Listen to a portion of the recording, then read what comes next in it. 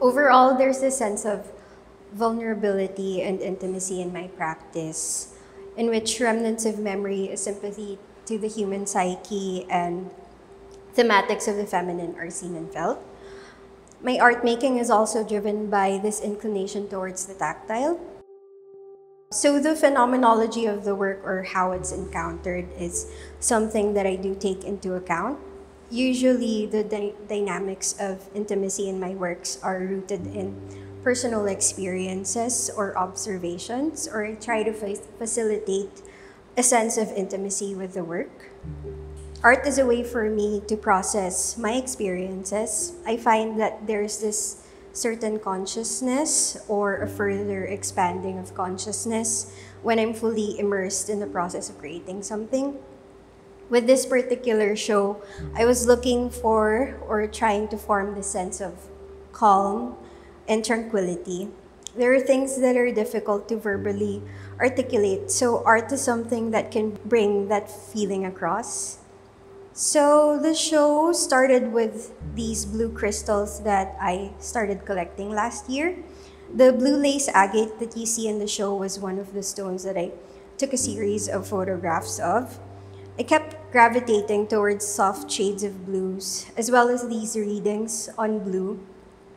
So the whole show evolved into these blue reveries and this phenomenological study of soft and liminal blues, as well as a study of spaciousness of presence and the roundness of being.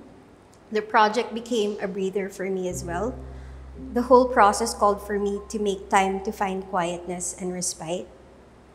If all my previous work tackled dynamics of intimacy, which can be quite emotionally taxing, this became more of an articulation of the intimacy of solitude.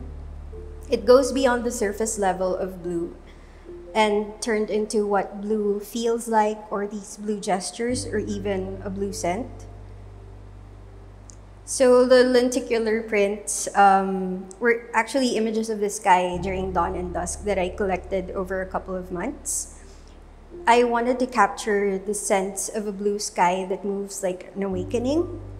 There's this gesture of the blue of a glance. And then with the Blue Horizon painting, I wanted to capture the sense of the feeling of a blue sky that appears as a limitless capacity to expand.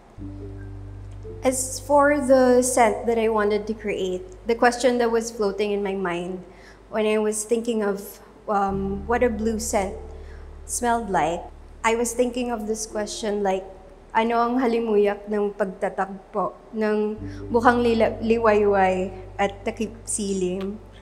What does dawn smell like? So it's not exactly petrichor, but I still wanted to incorporate that gesture of petrichor with how the scent is diffused by the porcelain rocks. And as for the text, in my mind's eye, that whole scene is tinted with the color of dawn. It's quite a tender moment that I wanted to capture through the text.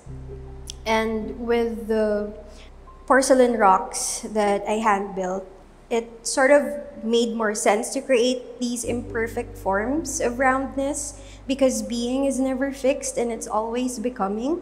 So that's why I decided to go with these irregularly shaped rocks, because it's sort of akin to rocks being softened over time. Like being is akin to rocks being softened over time.